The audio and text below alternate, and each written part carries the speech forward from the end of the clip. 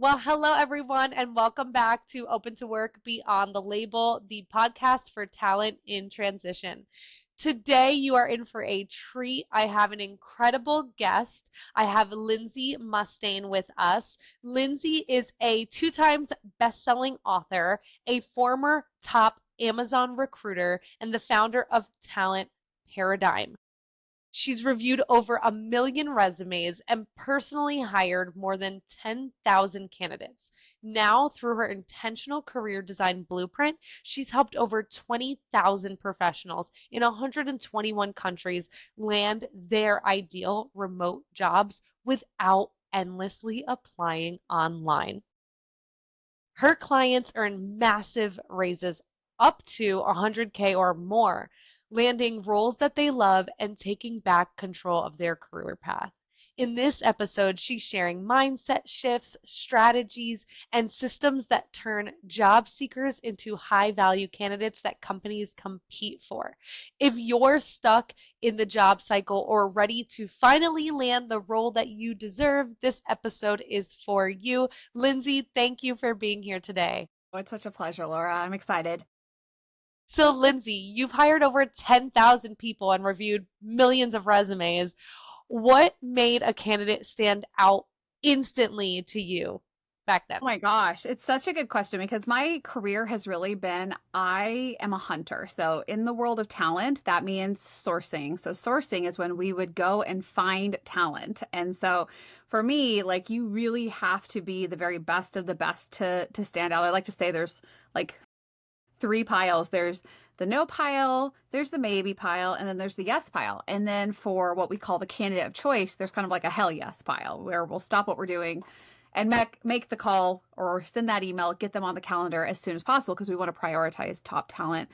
So I think the numbers sound like almost wild, but you have to remember Amazon at scale is so massive that just everything, thousands of people were applying for every job that I had.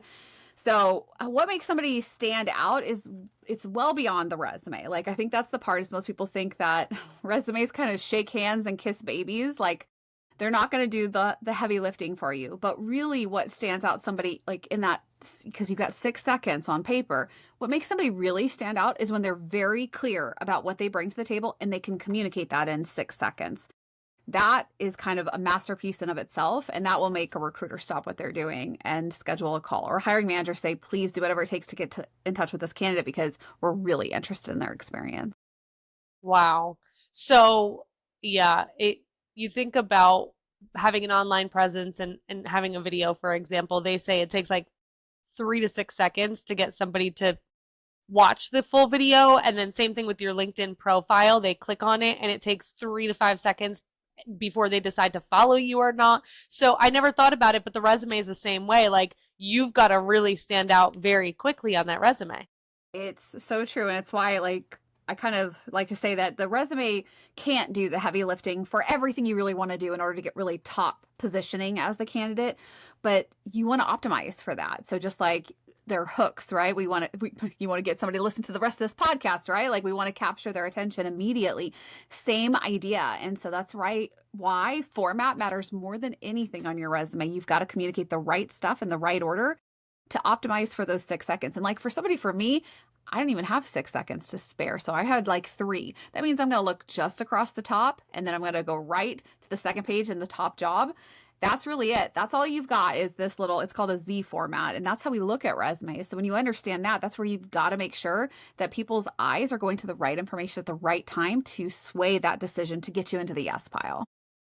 So I still get a bunch of resumes that are more than one page. I was always taught one page max. Like what's That's reality? the rule of thumb. Let me say, if you are the sought after, I'm going to actually back up a little bit because there are two paths in job searching. There's the path of what you've been told since you were probably in college or maybe even high school. Like this is how you do I call it the post and pray approach. Put your resume out there and hope somebody calls you back. And it's what the majority of the job market does today. And then there's the other scenario, which is what I call the candidate of choice. So the person who is getting people to line up for them. So what matters is if you're the candidate of choice, then you can mess up everything else that I tell you. Now, we're going to go back to the original because this is the advice to take today. One page is a clear indication of somebody being very early in their career.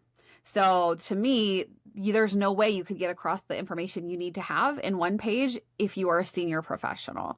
Now, you shouldn't have more than 2 pages because nobody's looking at that third page. So you're wasting a whole bunch of time, effort, and paper. So don't waste anybody's time. Let's just get to the point. But it should be 2 pages. And the reason why is your first page should be optimized to have a headline, a summary, skills, which is more for keyword matching. And then it needs to have your very most recent job like that. It needs to go in reverse chronological order, meaning most recent on that first page. And what matters is the headline, summary, and the job. That's what they look at. And they have 4 seconds. Second page, they're going to look at the very first job, which is the top of this resume, and then they'll glance down at education. Education is just to check the box, make sure you're covered for minimum qualifications because nobody is going to care what your GPA is or how many degrees you have, honestly, which is kind of hard for sometimes people who have been told that that's a big truth of getting more is not more.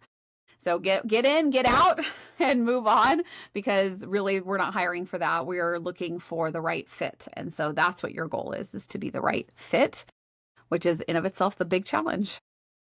Wow. That was so much to start out the episode with. How impactful. One last question on the resume. Do you have any tools that you recommend to people to optimize their resume? I think people don't really know where to start when they're like, "Oh my gosh, I have to update my resume." And they're just like, What do "What I do I do?" do? Oh my gosh. Okay. Well, I'm going to say this is not what I anticipated, but I have a framework that's called the 6-figure framework for resumes. So that's my gold standard. Now, one of the tools I recommend inside of that is something called JobScan, and they're also based here local with me, and I've consulted with them. They help you get keyword optimized. And so they've been around for a long time. I don't actually like to use some of their numbers though. So I'll say if you can get 60% on their scan, good enough, move on. Wow. Okay, so there's tools out there. And now I want to talk about actually who you are and what you do because I think it's really important for individuals to understand the people that are out there to help them. So, can you talk a little bit about you had mentioned being at Amazon and reviewing resumes there, and then you pivoted and you became a founder and coach for people. So, will you share with everyone a little bit about what that transition was like and what you do for people now? Yeah, those are 2 big questions. So I'm gonna try to break them down. So I was recruiting for a long time. I had, I think, 17 years by the time I left corporate America. I had been around long enough that I got faxed applications. So, like, we are talking about the beginning of what recruiting looks like today, all the way through being at what I think is the world's hardest interview, being able to pass that at Amazon for the type of roles that I worked at. So, one of the things that I realized, we had at one point on my team, between all of the recruiters, they had, I think, 15 million people who had never even been responded to just on my team alone. And it was our job to kind of clear out this backlog. And when I realized that we were just every person I talked to when I worked at Amazon also was an Amazon customer. And I thought it was really interesting how we had such a disparate treatment for candidates versus customers. And so I made this wild idea. Jeff had come into a meeting and said, I want you to give me your world shattering idea. And I was like, I mean, I'm sitting around PhDs and these people that are brilliant. And I'm like, what do I have to bring to the table? And then I realized I'm also Amazon's most visible employee. So somebody wants to hear what I have to say. So I need to think a little differently about this. And so while my idea wasn't, starting a pharmacy, which Amazon has since done, I suggested that we treated our candidates like our customers because they are. And that I wanted to help make that process where every person got a chance to have the best experience and that even if they didn't make it through our process, that they would want to come back instead of feeling run over by a bus, which is pretty much how everybody walked off of the campus. And so that idea went about 90 seconds into my pitch and they said, I think we've got that covered, which by the way, Amazon still don't got it covered. It's really disappointing, very disappointing as somebody who is both a customer and an Amazon person. There's my little rant about it. So I realized when I couldn't help people anymore from the inside, they didn't care about that. That was kind of the thing that pushed me over the edge. I actually was publishing a book and they wouldn't give me permission to do it. So I did it anyhow. I did it anyhow because I was really passionate about helping people land opportunities. I'm not just a recruiter, I'm also somebody who's been laid off. And my back history was being the child of somebody who was laid off, and it totally devastated our family. So I am a very human first kind of HR person. I don't forget that every resume I see, it's not just 2,000 applicants, it's 2,000 humans, 2,000 families. And so I got really passionate about that. I decided to leave after my my book on Amazon went bestseller. I decided to leave and I started Talent Paradigm, which means think differently about talent, which is really what candidates have to do today. So today now, I've been in business coming up on 8 years. It's been quite a wild ride. And I help people land jobs, six-figure remote opportunities without applying and then never have to worry about applying again, because my goal is for you to be so sought after that you are the candidate of choice. The same people that I was told to go search out and find and convince to interview at Amazon, we take that same approach, reverse engineered it, and now we teach everybody, no matter where they're on their career path, how they can show up as the very top candidate in their field.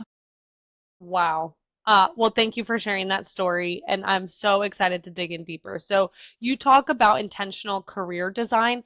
What does that actually look like in practice? Yeah. So that reverse engineering process is what intentional career design is. And I realized that there were some things that these candidates where we would throw hundreds of thousands of dollars, if not seven-figure offers at, and beg them to come work for us versus the 15 million people who never even bothered to get a little email that said thanks but no thanks, right? What's the difference? And when I realized how these people managed the process, how they showed up, how they interviewed, that was what the foundation of intentional career design was based on. And it's more than just a resume and the interview. In fact, if you're banking on those two things, you are a commodity candidate.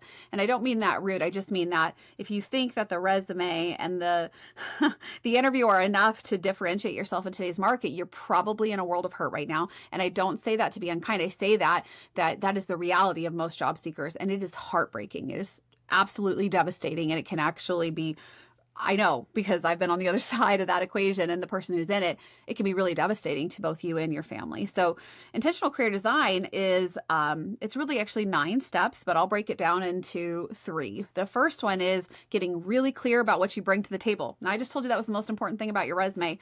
But if I asked you or anybody else to tell me what you can do in less than 10 seconds, you probably couldn't do it. That's not abnormal. But it is what makes the people who do know how to do it extraordinary.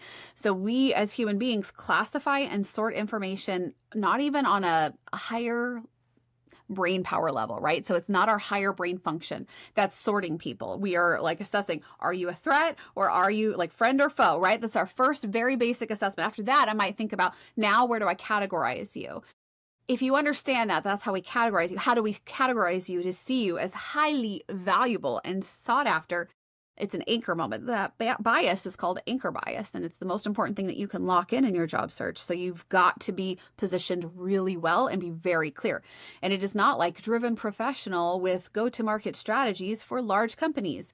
That's not it. That sounds like a whole lot of buzzwords, and absolutely, it's like Chinese food. You're going to be hungry in an hour after you eat it. It's not got a lot of stuff in it, not a lot of satiation, meaning you're not able to feel full off of it. You need to bring something more to the table. Meat and potatoes is what I mean. So you've got to be really clear. That's what we were trying to do. And so in my process, we do something called $1 million impact. And so $1 million impact is that if you want a $100,000 job, you must have a 7-figure impact. And it gets exponentially larger for every $100,000 you want to add. So that's the rule. So you've got to be clear. It's got to be market viable, and it's got to position you against millions of other people. So that's what we do in the very first part, and understand what we call your 7-figure signature. So what is it that you bring to the table that aligns to your zone of genius, work that you like to do and are both talented at, and that the market is hiring for today? Because there are a lot of people who think that, hey, I can do this thing, but it's not viable in the market today. We need to make sure that it's aligned. So that's the first step. The second phase is what I call Me Inc. marketing materials. So if you understand, you talked about how getting people's attention in a few seconds. Once you understand that most of your career is actually a business, it becomes really clear to understand how to maneuver through this. And so what do I mean by that? I mean that You are running Me Inc. You're running Laura Inc. I'm running Lindsay Inc. And I always want to do what's best for Lindsay Inc., which means not staying too long at a company that doesn't treat me well. I always want to take a new job the moment it comes up because it's good for this business, just like they would walk you out the door 5 minutes after they said, hey, you got to lay off 50% of your workforce, but we're going to buy you out for 200% of its value. They don't care. They're going to walk you out the door that next 5 minutes because they're going to do what's best for that business. And so that kind of mindset is really important. The idea that you are a product and you've got to market that product. And really, you probably worked for some of these people, really good marketers, not really good employees. Those are the bad bosses. They tend to be. What do they have that you don't have? They have a marketing message. Okay. So that's what we really need to be clear about in this second phase, is that you've got to have your resume locked in. And you need to have your LinkedIn profile, and they need to complement and have continuity between it. And you shouldn't be, one of the things that candidates tend to do is introduce bias, which increases friction to their job search. So things like, I don't care that you graduated in 1978, but you need to not advertise that information because you are automatically indicating how long you've been in the workforce. And, I can see that you are going to come to the table and be awesome at what you do because you've been doing it a lot. However, most people are going to go, oh, and there's you're introducing bias, like that idea of being overqualified, which is just bogus. We want to do everything in our power to make sure that they're not adding that into it. So it's certain things like, we will never say you have more than 20 years of experience. You only need 20 years to qualify for every job under the sun, even the most senior ones. So no reason to put that you've been at work for 38 years, things like that. And I use examples that probably don't apply to most people listening to this, but to show you that these are little tiny things that you're doing that are creating bias. And when I say increases friction, that means it slows down how far you'll go in the process.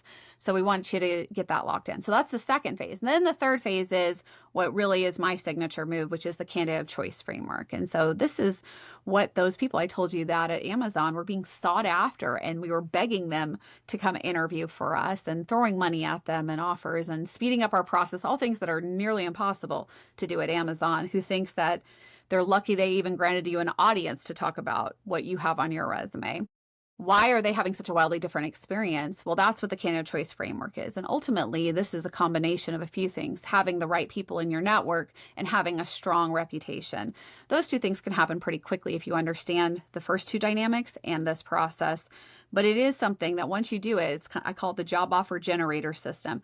This is why I haven't looked for a job since 2007. It's why Amazon, even though I wasn't super senior, like I'm not, in the boardroom, why they sought me after for 4 years, it was this process. And so that's what we do in that phase. And that allows people to ultimately have people competing for them, even in today's market. And I think that people are like, that's absolutely wild. And here's when I'm going to give you the truth is the reason why it seems wild is because you're not in that pool. That's why it seems wild. But when you're in it, then you're like, wow, this is a whole different world. And one of my clients recently said, he's like, it's like there's a velvet rope, like the VIP line in Vegas. And I said, absolutely there is. And when you understand that, you can do do more with less and a lot faster.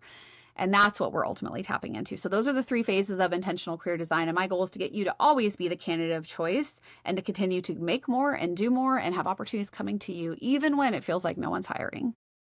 Wow. Okay. I'm the kind of girl that I don't like to wait in line. I like to be VIP and I want someone to pull me in there. I don't want to have to ask to walk in. So you're known for helping people land jobs without even applying. How does that even work?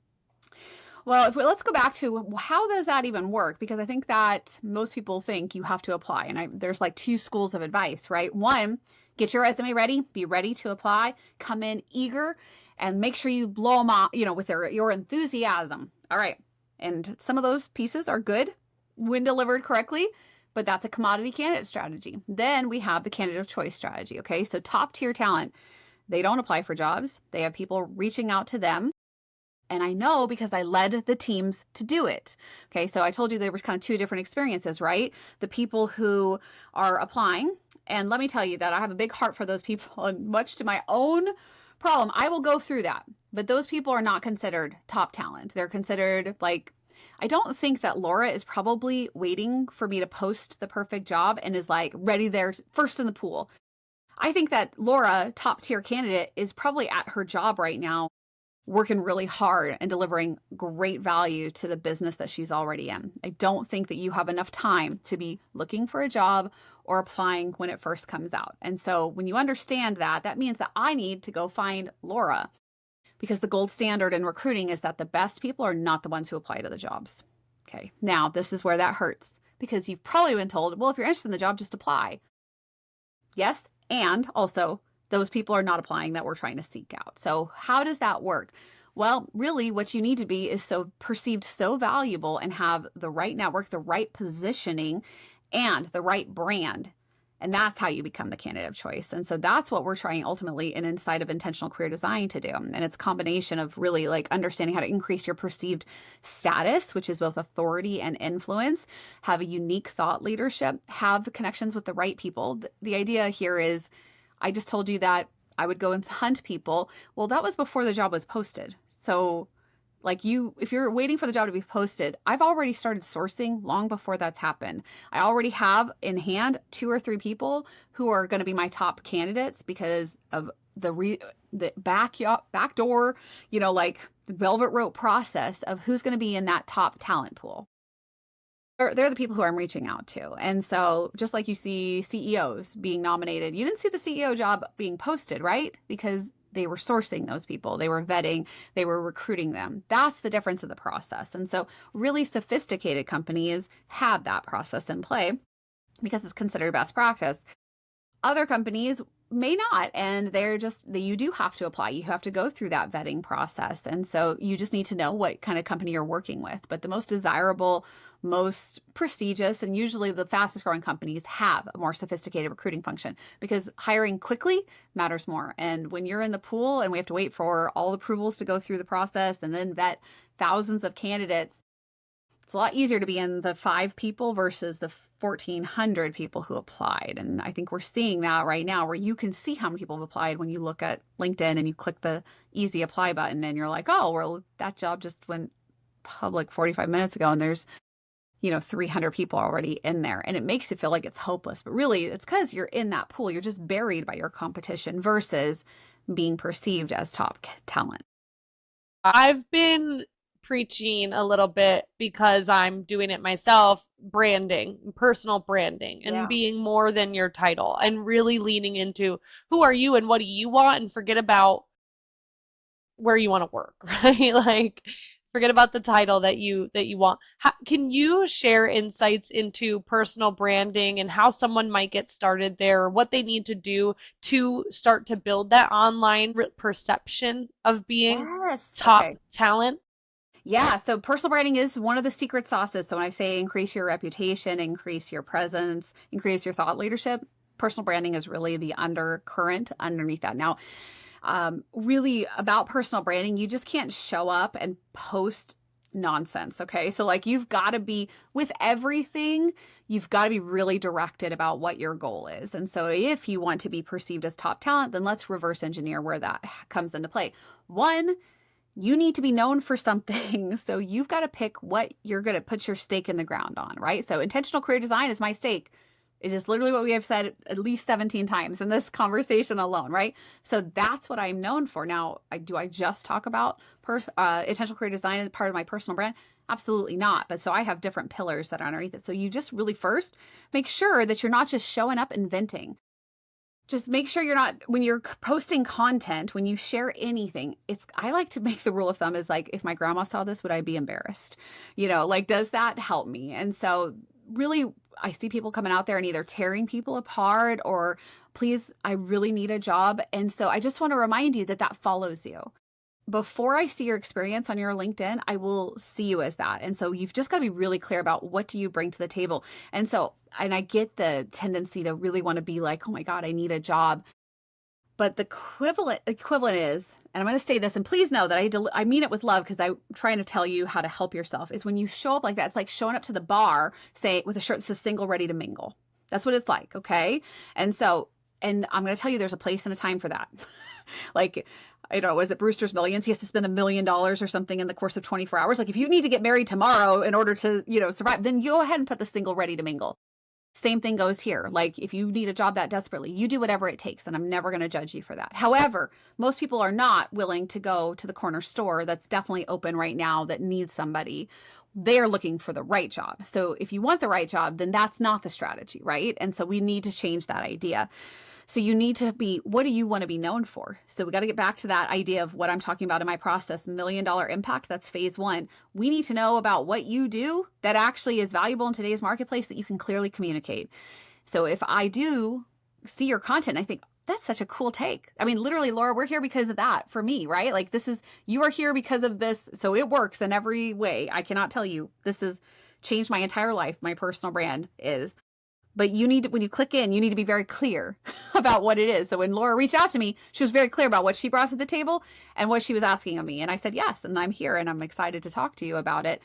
You need to make sure that you have that same message. It's very clear about what you bring to the table. And so it's not a bunch of adjectives or results driven keyword stuff. It's very clear articulation of value. So I call that a value proposition.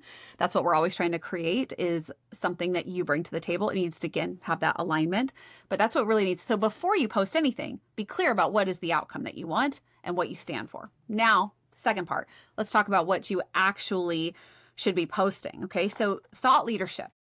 Thought leadership is the key part. And so let me give you an example of what I should not do. So there's one guy in my network and he just posts about green energy.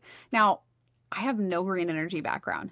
None. I mean, I buy compostable trash bags. Like I pay for a very specific recycling that comes here for my normal recycling. And then I have specialty recycling. Like I am super into it. However, it is not at all part of this process of what I've just told you about. So I'm never going to tell you about my compostable trash bags, even though that might be interesting to some people. You can learn about it if you come into the podcast world and find out that this is something I stand for, but it's not part of what I stand for. So I'm looking for pillars of what I want to. So you're going to always see me talk about Me Inc. You're going to hear me talk about value articulation. You're going to hear me talk about zone of genius alignment. You're going to hear me talk about how people buy who you are and why you do the things you are well before the experience and education that you have on your resume. And that likability trumps everything I just said. If I like you, I have seen people get job offers from sitting next to them in the airport. I have seen people get job offers in bars. I have seen government contracts be extended via text message. Everything that is the exception to the rule, because when you are top talent, they'll do whatever it takes. And so when you understand that, then that's what our goal is to go to that process. So that's what I'm going to talk about. And I'm going to talk about being kind and how I don't want you to work for those people who are terrible leaders, but really good marketers, right? Of their own story. I want you to be both an top talent in actuality and show up as top talent, because that's where we become the candidate of choice. And that's what opens a whole lot of doors. So that's what's important about branding. The other part is that don't just talk to talk. Consistency really does matter. The stat that LinkedIn just delivered is 4 times more profile views if you post at least 1 time a week. 4 times. Okay. So there's other things that you can do, like making sure you have a profile photo. 21 times more visibility. If you just I'm always looking to engineer for the goal. So how do we get to that? So here's the deal. You should post, and it should emphasize your zone of genius. Now, I'm not talking about like a brag city thing. Like, hey, I'm Amazon's most visible employee. I also have a best-selling book. Like, yeah, I did that. But actually who I am is a recruiter who saw how broken the process was and cared a lot more about the human beings after I was laid off myself, and only happened to fall into this and figure out this nonsense that we had to play in order to be this. But this nonsense can absolutely change your life. And so now I'm all in on this. That's the big reason how I got here. That's what people really buy, not the accomplishments. So showing up authentically matters more, but don't just show up and be like, I call it kumbaya content. Wouldn't it be nice if everybody had a rainbow and a puppy? Wouldn't it be nice if we were nice to all candidates? Okay, that's great. And it's clickbaity, it gets people to click, but it doesn't actually emphasize that zone of genius idea. It doesn't show what you're capable of. So I'd rather you challenge the status quo and be more, I don't want to say controversial, let's say prolific. The idea of bringing an idea that's unique, like me saying, what if we just treated our candidates like we treat as well as our customers. If you're going to say you're the most customer-centric company on earth, maybe we should treat the people who are our customers as well. Like, it wasn't revolutionary, however it was, right? And so look for people who are behaving that way. Those are the kind of companies that my clients are seeking out, is people who really do treat their employees like they matter, because they do. The people who do the most important work are certainly not the leadership. It's going to be the people who are at the front line doing the work to actually make the wheels turn. I want you to share things that are your hot takes, in essence, on what is going right. And it should do two things. It should both attract the right people. Hi, Laura. And it should repel the wrong people. So when I say, please don't show up and say, oh my God, I need a job. I don't want if you're not that, if you don't understand that I care very deeply about you, and that if your goal is not to get any job, including, I think Costco's hiring, and they're an awesome company, by the way. They're based right here. They're an awesome company. Then you should do that. But if that's not the goal, then you need to play differently. And I want you to rise to that level so you can show what you're capable of and be rewarded appropriately, so that you can take care of you and your family and then give back to your community, because that's what I stand for.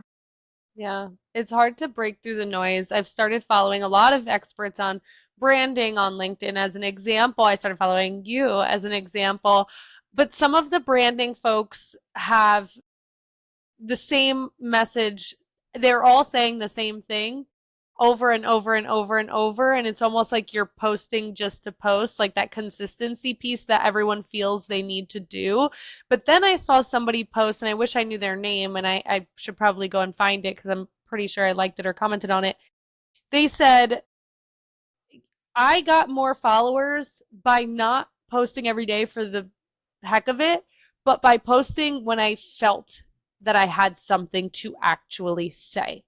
And when you can show up authentically versus just trying to feed the algorithm, I actually think that works better. So I have 60,000 followers. And I spent a long time getting there. So you don't need 60,000 followers. In fact, the number is over 2,500 when I stopped talking about whether or not you have a big enough network to do anything. 2,500, it's not a large number, actually. You don't need to go viral. That's not a thing that helps. Now, somehow that worked for me. Now, I shouldn't say that. My goal was to help a lot of people, so it worked. But if I was job searching, you don't need to go viral, right? Like, that's really not what I'm looking for. What I am looking for is that idea of posting. Actually, for me, it's 3 times a week. But I do want you to not just post to post. I want you to post because you have something to say. And this is true of all branding, that the message that you should say should resonate deeply for one person. So let's just say 60,000 people are reading my content. That's not the case, by the way. That's not how it works. But one person out of that 60,000 feels seen, feels heard, feels supported, gets a message. My goal is to inspire them, to help them feel seen, or give them a solution. That's kind of my goal every time I post, is that's my framework. If I'm just posting and be like, don't be a jerk to people, which is kind of what I said today. If you were looking at anything I posted recently, I said, be kind and hold the door open for people behind you, not the actual physical door, although you should. I mean that if somebody helps you, you should go and help other people. That's the goal. I didn't get a lot of handouts. I got a lot of hand ups. And so for me, every time I share, I want to make sure that the message I'm sharing is helping somebody or helping them rethink about the move. Like when I say, please don't post, like, I'm desperate, I need a job. The reason why I say that is that's then part of your brand, and you've devalued. It's kind of like putting a clearance sticker on your product. Like, I just need anything. And so, yeah, well, my husband loves the clearance aisle. But he's certainly going to be mad if they show up and they say, I actually want to be paid full price for this product when it appears dented. No, we're not going to pay for the sunscreen. I got an Alba sunscreen for like $7. It was 40% off. Awesome. But it was dented, right? And so that's the perception, is you've dented kind of the value of what you bring to the table because you advertise that. And so I'm not saying that there's not a judgment about who you are as a human. I'm saying that's the perception. And perception matters more than reality, even though you are still highly valued and absolutely worth top dollar. But there's other things that you can do along the way that actually sabotage that. That's that minimizing bias idea. That's a bias, that we would perceive you as lower value because of that reason. Just like applying can cause you to be perceived as lower value, even though you might just be excited about this company. And that's the hard part, is that how do you break through that? Yeah. Well, like, how does somebody break through that? So, like, Yeah. if somebody is like, I really want to work at this company, what would you say are some of the tactics that they should start to employ? Obviously, there's a whole strategy, right? but what are some simple tactics that they can start to do today? So one of the things you'll hear me say, and this is where people go like kind of crazy, stop applying to jobs. Okay. Now, the when you should do that is when you're working with me, okay? So don't stop applying jobs because it's not going to happen by magic, right? You need some sort of tactic to put into place, and multiple tactics together is a strategy, okay? So what I mean by when I say stop applying jobs, I'm going to give you the caveat of what I say to my people before we get to the process of becoming the candidate choice. If you choose to apply, do not just post and pray. You need to try to network. Okay. Now, what does that mean? I don't know the hiring manager. Well, neither do I. Like, let me be really clear. It's rare to find the hiring manager. So what you need is somebody to crack the door open. Hence, hold the door open message today. What I mean by that is that somebody's going to help you and you're going to help a lot of other people. And so I want you to think like the season to plant a fruit tree. This is a proverb. The best time to plant a fruit tree is 20 years ago. The next best time is today. So from here on out, everything you do is about relationship building. I do not want to see you think about networking as transactions, which means you don't show up in Lindsay's or Laura's DMs and say, here's my resume. Will you hire me? That is not a high value candidate strategy, and it's a taking strategy. It's a very transactional. From here on out, I don't care who it is. If it's the post guy, the person you're sitting next to on the airplane, the person who's checking you out at the grocery store, or your Uber driver, I want you to be kind. I want you to be kind. I want you to act like what they have to say matters, because believe it or not, this is one of the most efficient things that human beings are existing. We are in the loneliest. We are in a loneliness crisis. So if you understand that every person actually is connected to everybody else in the entire world, everyone actually is a networking connection. Treat everybody like they potentially hold your next job offer. Not because, hopefully, if you're in my world, you know that we want to show up like that because it's an integrity and we're actually good, kind people. My highest value is love. I run my business on love, which sounds so weird and creepy as an HR person. However, it's what's deficient in most companies. And I figured if I was going to do everything as the exception, I'm going to I can be my own boss and I can say I'm going to love on you, because a lot of times people come to me and they feel really broken. And it's not about them.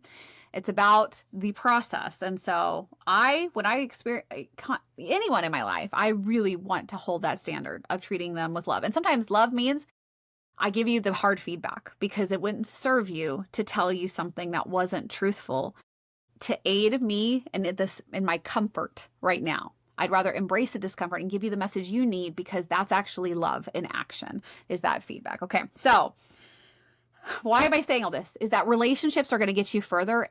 And the higher up and the more salary you want to make, the relationship is actually going to be the game changer.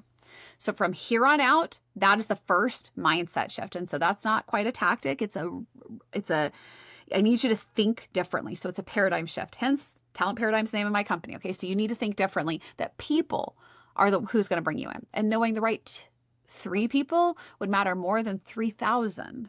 So it's not a numbers game. It's a quality over quantity game. And that's actually what we do as recruiters. We're not looking for quantity. We're looking for quality.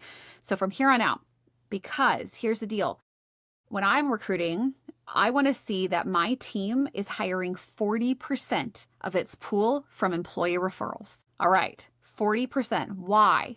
Okay, not only, it's like a triple win. Not only is it legal, it's encouraged, okay? Because faster time to hire, higher quality of candidate, better performance on the job, and decreased cost of hire. So we have all of these things. And the government, even the OFCCP, which is the hardest measure to get across, says this is a legitimate way that is not not going to flag. There's something called the 4/5 rule, but ultimately equal hiring practices.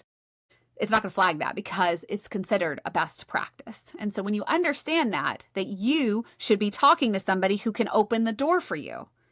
So who are those people? Well, they're a lot like you. They're the people who are saying the same things. I don't want you to go after somebody who is you've never talked to and send them your resume. I want you to build a relationship. So I want you to think about where you'd like to start working at and the people that are already there. And those people won't be there forever. They're going to be there for a season and they're going to move on. And so every time that you think about making an ask, you make sure that you have enough in your emotional bank account is kind of the rule. Like, don't be withdrawing because you can't be overdrawn here. You should have a relationship with these folks, and then you can ask for the employee referral. So you really need to think differently about that. And that means that it's going to take time to go fast. So what I mean by that, go slow to go fast. go slow and intentionally around building relationships now, and then you can go a lot faster. So for me, all doors are open now in my network generally because I have given a lot. My content, like we are designing right now, a quiz. And at the end of the quiz, it's going to give you a piece of my signature program. It's going to give you a piece of that. Now, is that a good business strategy? I don't know. But what I actually care about is helping people. And so I feel like if I help enough people, that the world in turn will help me. So that's how I operate as a business philosophy. That's how I work. And so that's what I want to do. And so if I think like that when I approach my network, it tends to be the universe is it's called the law of reciprocity, which means the more you give, the more you get. And so the idea for me is not just based on that kind of principle, but the idea that I like my goal is to help as many people as possible. So if that's my actual goal and just happen to run a business on the side of it, then that's how I approach it. That's the kind of people I like to connect with, and that's kind of the people that are my clients. And when they take that same approach, they see the doors start to open. And so that's what I want to see from you when you're taking your approach here. So if you choose to apply, you must combine it with networking, but that networking must, again, be not transactional. It must be relationship focused, and you must be willing to give more than what you're asking of the other person on the other side. Yeah, so you talk about networking as a mindset, which I actually have never heard and I love it. You've you've supported so many clients, and I'm sure you've seen some that succeed very quickly, and I'm sure you've seen some that have stayed stuck, right? Yeah, Because at the absolutely. end of the day, it doesn't matter what you do, it matters what they do, right? So Exactly. what are additional mindsets that set apart those who quickly succeed versus those who just continue to stay stuck? So I think one of the big things is that I am always looking for the Pareto principles with the 80-20 rule. Are you familiar with that? Let No. me, just in case anybody else is listening doesn't know it either, I'll just share. The Pareto principle or 80-20 rule was a guy, he was an economist and his name was Pareto. And he found that his pea pod plants or pea plants, 20% of his crop produced 80% of the total crop yield. So even though he would have 10 plants, only two of them would equal 80%. So that's always what my goal is this principle has been now proven across universally. So not everything that I say or know about, I should say, is really what moves the dial. Like honestly, my best clients do not ever give their resume to a hiring manager until it's time to do the background check. That's my very best client. So if we understand that not everything is created equal, and actually my goal of your resume is to give you something that I call resume swagger, because you feel good about it and you know now what you bring to the table, and that gives you a confidence boost. That's actually what I'm counting on most of the time, is for you to get that confidence boost, because if you can act as if you're qualified on the rest of the process, and the most defeating process on earth, in my opinion, it gets you way further down the process. So it's interesting. So I'm always looking to engineer the goal with the least amount of effort. So minimum viability. So what's the big mindset here is the big levers to pull. The first one is you just got to be clear about what you bring to the table, and you better be able to deliver it to me in 90 seconds or less, because I'm going to make a gut decision whether or not I'm willing to admit it. Here's what the research says. I'm making a hiring decision in those first 90 seconds. Now, they're not thinking like that, and they're going to justify it because we make emotional decisions. That's just how it happens. So if I understand I only need to nail 90 seconds, that means I got to get clear about what I say. So that's the first mindset shift, is that you really just got to be good for 90 seconds. Okay. The rest of the time, it's just about acting as the person that you actually said you were. Okay. So I say, hey, I'm the founder of Intentional Career Design. I should walk you through what that is. I should be able to deliver it for 90 seconds. After that, the rest of the time is, okay, I bought into the idea. Now I'm going to justify in my mind logically that you are that person. And so that's the buy-in. So that's one of the biggest things what people need to realize, is that nobody is going to see your value unless you can articulate it. Okay. So backing up here, why that matters. I had a guy one time at Amazon, and he messaged me and he said, I see that you actually read messages and respond to people. I have applied over 20 times to your company and nobody will even give me a call back. I'm well qualified.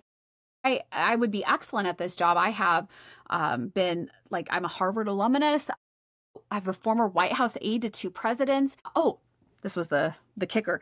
I'm also former Top Gun commander, which I did not know was a real thing. I thought that was just a movie. I didn't realize that's actually part of the Navy. And so this is the part that I'm going to ask you and anybody who's listening. Well qualified for what? This guy was brilliant, obviously highly experienced. What is he qualified for? He didn't give me anything, right? And so I'm like, okay, so you're not a list of qualifications. So you're just missing. This is the big shift, missing the boat. Okay, now what happened with this guy was that I was sitting in one of Jeff's direct reports was talking about the drone program, and I was listening to it. When I found out that what this guy actually specialized in was fulfillment, supply chain, specifically, that would have been anything that would have helped me understand like any kind, like just again, sorting you, right? I have no idea where to put you because you gave me nothing. And I mean this kindly, but that's the majority of the people who are listening to this. That's very clearly what the first issue is. When he told me that he had that, but what he really was good at was last mile transportation. That was a 7-figure offer we gave him. Awesome. So it was, but who got in the middle of that? Me. So that's the part where I'm like, okay, this is very clearly what this person brings to the table. And it wasn't that he was a Harvard alumnus. Nobody cared. Nobody cared. I'm sorry. And I know you paid a lot for that degree. Nobody cares about that. What they care about is what you bring to the table. So focus on that.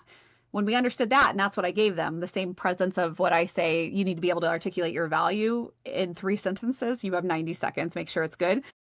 That's what I sent. That's got a 7-figure offer. And when I understood that this is the linchpin, if you understand how to clearly articulate that and then just show up at the rest of the process, that's actually what makes the difference. So that to me is the most tangible thing I can give you for mindset shift, is that the biggest battle is being able for you to, one, clearly articulate it and you believe it and act as such.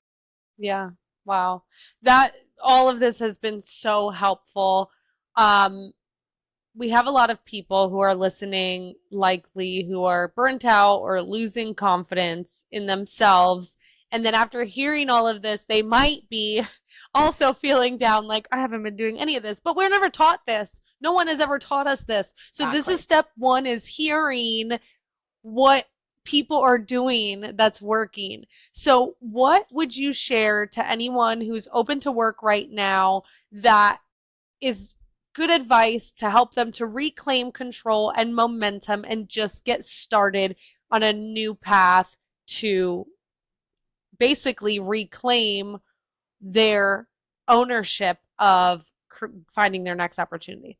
Okay, so the first thing I want you to do is to take a breath. Okay, I legit give you that because I understand that it is almost heartbreaking to hear I have done everything wrong. But there is a saying, and I say this to myself and to my kids, which is that when you know better, you can do better.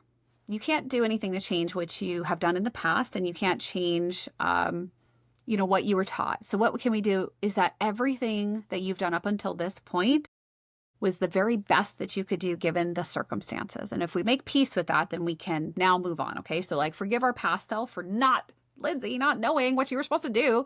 Like let that go. Okay. So that's the first thing we just need to do. And just know that this is actually not a you problem. This is a broken system process. I mean, to tell you the truth, what I was trying to do at Amazon was to give everybody an experience where they got a shot. That was actually what I was trying to do, was to figure out how we could automate the process and remove humans from it so that more people got the chance to go to bat, in essence. Like they got a chance to actually get their shot, because I am the person who actually looked at those 2,000 applicants because I was once one of them. I was once one of them. And so I really mean it when I say hold the door open, okay? There are people out there like me. Now, if you know that what the original process that you've been trained and taught doesn't work, we need to figure out, what do we change now? So the biggest piece I can say is that the 2 folds, I give you 2 pieces of advice. 1, get clear about what it is that you bring to the table. Okay. Now, what is this? This is your value proposition, and it needs to very clearly articulate who you are, the level of professional you are, your years of experience, and what kind of companies you help out with. And then I need you to prove it twice. That's your takeaway, okay? And if you tell me this is hard, it's hard also to be unemployed. So pick your hard, okay? I get it. But if you can just nail this from here on out, you will find your life gets a lot easier. So when people People ask me, Lindsay, what do you do? I help senior professionals in corporate America land six-figure jobs, remote jobs, without applying. Do you know how many doors that opens? It's everything. It's everything in my whole life. I have people who have been individual contributors now who are C-suite because they understand this one concept. So this is your 20% to get 80% of the results. This is it. Okay. So lean in, please lean in. Okay. And in fact, I am that quiz that I kind of mentioned. I'm actually going to be putting this piece of how to create your seven-figure signature in that. So you can very clearly get that. That's my goal, is to help you do that. And the second part is that stop approaching this like a transaction and that anybody owes you anything. Okay. You can't believe that just because you showed up, that means you get to be put in the game. Once you get clear about your value proposition, what you need to understand is the people who you need to talk to are going to be relationship based. And the more you go in on this, even though it feels like, oh, it's taken forever, networking, the percentage of you getting hired from a single application is 0.4%. That was before the easy apply button. So I'm just going to say it's less than 0.4%. So yeah, it takes a lot of time, but it's a lot easier to manage and go through the process for this season, and again, sustainability for the rest of your life when you understand that relationships. So give more than you take and build relationships from here on out. And again, when I say give more than you take, that means you don't show up in people's DMs and say, I need a job. Can you help me? I want you to try to put that there's a human on the other side, just like you want them to see you as human. You need to understand that they have their own fears, aspirations, their own struggles. The biggest way you can burn a bridge is by starting out immediately panhandling for jobs and messaging. So don't do that. Okay. That's not a real strategy. And I see recruiters doing it and it shocks me because you guys should know that that doesn't work because people do it to you all the time and you ignore them. So you need to really understand that what you give more than you take, and that becomes the law of reciprocity. Okay. Thank you, Lindsay. Thank you for everything you shared today. If there is someone that's interested in working with you or looking to get in touch or maybe even just follow your content, what's the best way for them to do that? Yeah, so I am a real person who actually responds to people. So the best way to reach me is on LinkedIn. So on LinkedIn, and I do respond to people. If you want to learn about what this programs look like or what intentional career design is, you can go to intentionalcareerdesign.com, and then that's where I will be sharing anything that I release, including some of those cool things that I just talked about that are in beta right now to help job seekers really maneuver this market. Thank you again, Lindsay. I'm looking forward to continuing to follow you in your journey and continuing to point people in your direction because everything that you've shared today was helpful to me. I'm so Not that I'm glad. looking for a job, but man, if I ever am, I know what to do. At least I have some tips to get I started. love that. I love that. My goal is And for you to always be in control of your career. So, no matter what, even if it's awesome right now, that the moment things change, that you have agency and advocacy to move on to brighter, better things. yes, well, I also heard the other day, don't get ready, be ready.